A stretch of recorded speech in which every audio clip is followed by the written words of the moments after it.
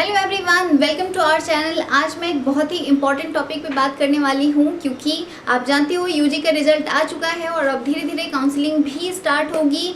BHU ने फिर से अपना रजिस्ट्रेशन स्टार्ट कर दिया है फॉर यूजी। तो जिन लोगों ने भी अभी तक नहीं किया होगा और वो सोच रहे होंगे कि अब मेरा स्कोर इस लायक है कि मैं बीएचयू के लिए ट्राई कर सकता हूँ, तो आप बीएचयू के लिए रजिस्टर कर लो। 23 तारीख तक आपके पास टाइम है, 23 तक आप रजिस्टर कर सकते हो। तो आप ज़रूर वहाँ पे रजिस्टर कर लेना ताकि आप बीएचयू के लिए अप्लाई कर सको काउंसलिंग के लिए और आप बीएचयू में एडमिशन ले सको। तो ये थी अभी तक की इन्फॉर्मेशन जो आपको मैंने बता दी। अब बात आती है कि काउंसलिंग के समय आपको क्या करना चाहिए, कौन कौन से बीएचयू में कोर्सेज प्रोवाइड किए जाते हैं और आपको किस तरह से प्रेफरेंस लिस्ट भरना है। जब काउंसलिंग के वक्त आपको कोर्सेज भरने के लिए दिया जाएगा तब कौन से एफिलिएटेड कॉलेजेस हैं जिनमें आप जा सकते हो अगर आपका स्कोर लो है, आप बहुत अच्छा नहीं कर रहे हो तो एक एक करके हम इन सभी चीज़ों पे बात करेंगे। तो वीडियो को लास्ट तक देखिएगा और चैनल को सब्सक्राइब जरूर कर लीजिए।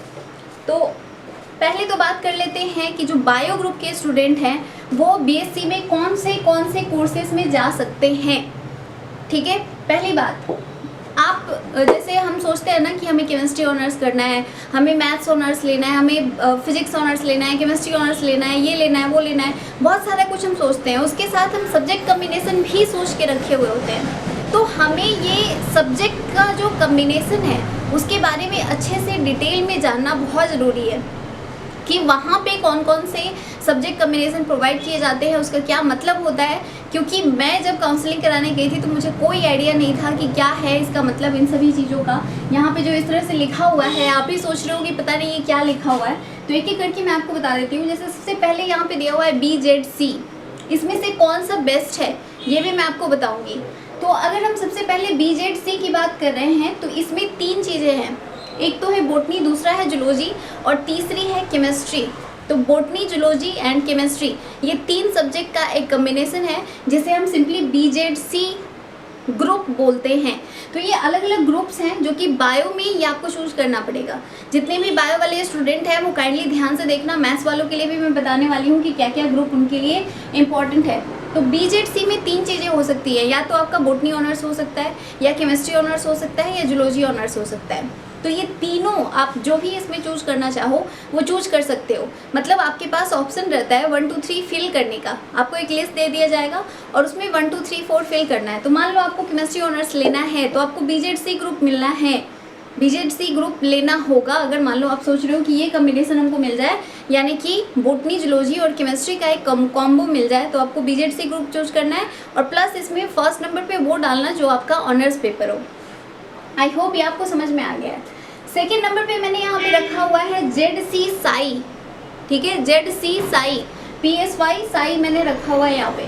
अब ZC साई का मतलब क्या है, तो यहाँ पे जूलॉजी है, केमिस्ट्री है, साइकोलॉजी है।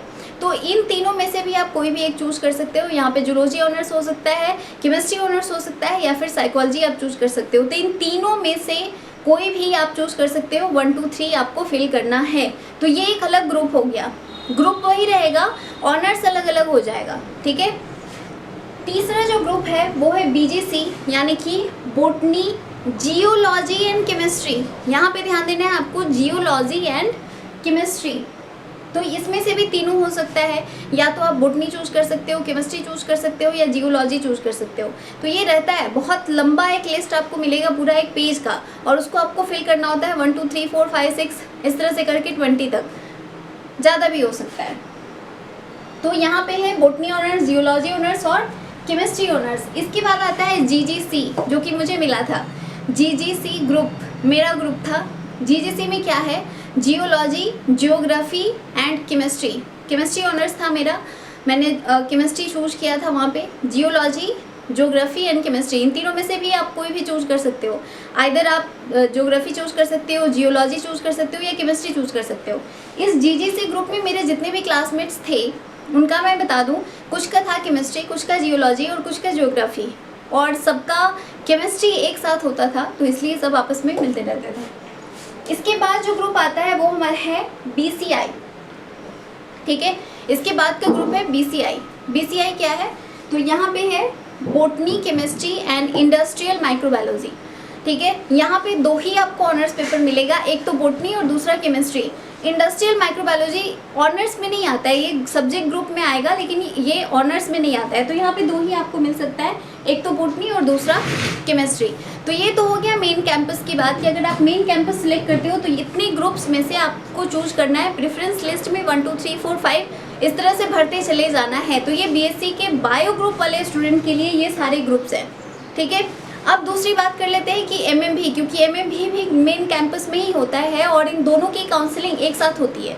मतलब मेन कैंपस और एमएमबी इसकी काउंसलिंग एक साथ होती है। एफिलिएटेड कॉलेज की अलग होगी, बाद में बुलाया जाएगा, लेकिन एमएमबी के लिए और मेन कैंपस के लिए एक साथ बुलाया जाता है, एक टाइम पे बुलाया जाता है। तो इसलिए आपको ये पता होना चाहिए, क्योंकि एक ही लिस्ट में आपको एमएमबी भी फिल करना होता है। जितनी भी गर्ल्स हैं, बॉयज़ के लिए एमएमबी नहीं है। एमएमबी का मतलब क्या है? महिला महाविद्यालय। पहले मेन कैंपस में गर्ल्स नहीं थी, लेकिन 2017 से जब से मैं गई थी तब से गर्ल्स भी मेन कैंपस में पढ़ रही हैं। तो एमएमबी उनके लिए अलग से रखा गया था, जो मेन कैंपस में ही है लेकिन अलग से। तो ये भी आपको एक साथ ही चूज करना है।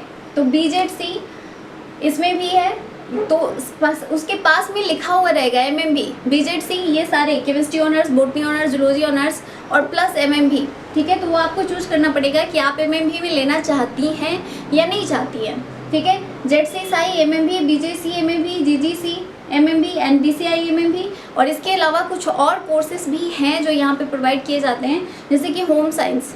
एमएमबी में अलग से 2-3 और बायो के लिए कोर्सेज हैं जो एप्लीकेबल हैं, उसके लिए भी आप डाल सकते हो।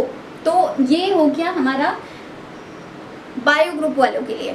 वही अगर मैथ्स ग्रुप की बात करो तो ये हो जाएगा मैथ्स ग्रुप के लिए।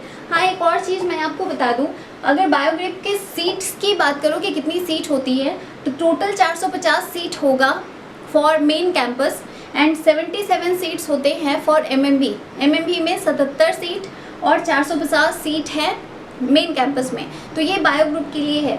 अब मैथ्स ग्रुप की अगर हम बात करें, यहाँ पे आप देख रहे हो, तो मैथ्स में पहला ग्रुप है PMG, first group PMG, second group PMC, third is PMS, PMGR, PMK and SMK.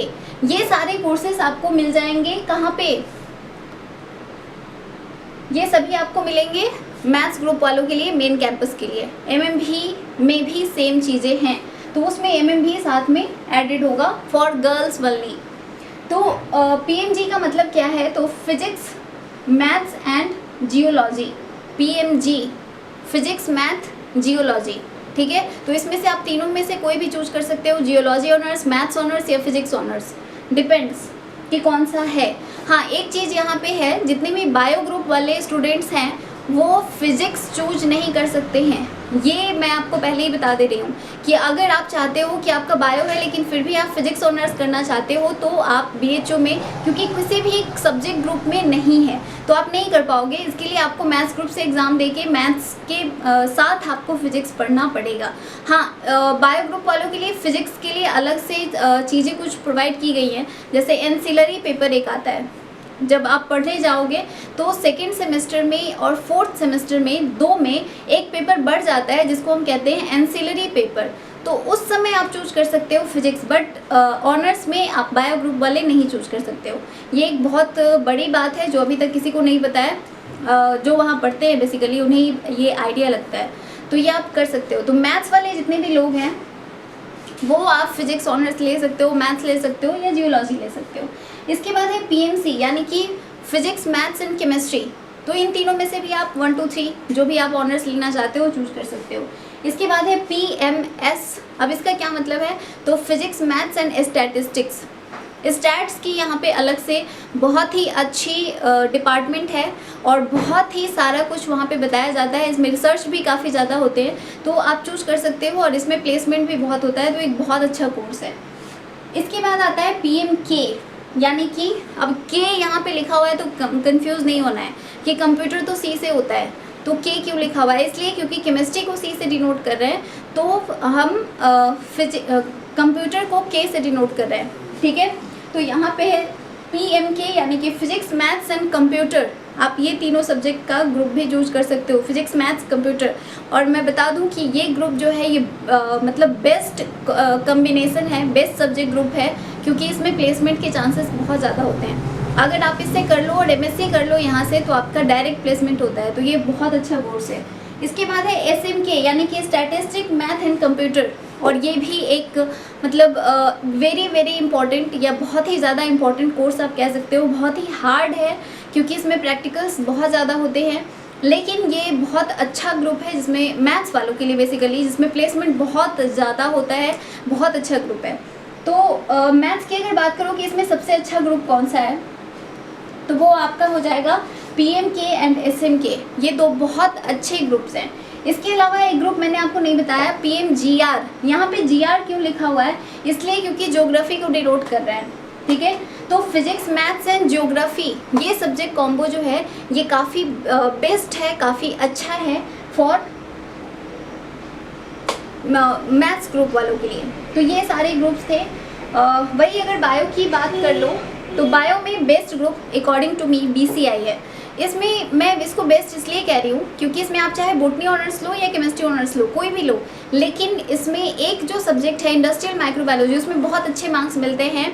और अगर आप मतलब बहुत अच्छा 10 CGPA लाना चाहते हो, इस ग्रेड लाना चाहते हो, बहुत अच्छा ग्रेड लाना चाहते हो, तो उसके लिए ये ग्रुप जो BCI ग्रुप है ये बेस्ट है, क्योंकि इसमें कम पढ़ के आप बहुत अच्छा मार्क्स ला सकते हो। इसके अलावा आप BGC भी ले सकते हो। BGC भी एक बेस्ट ग्रुप है, BGC में भी बहुत अच्छे मार्क्स आते हैं, तो ये भी एक बहुत अच्छा ग्रुप है। तो ये सब बायो ग्रुप वालों के लिए है। तो आई होप कि आपका सारा का सारा कन्फ्यूजन क्लियर हो गया होगा। अब बात कर लेते हैं एफिलिएटेड कॉलेजेस की, कि कौन कौन से एफिलिएटेड कॉलेजेस हैं और वो कितने अच्छे हैं।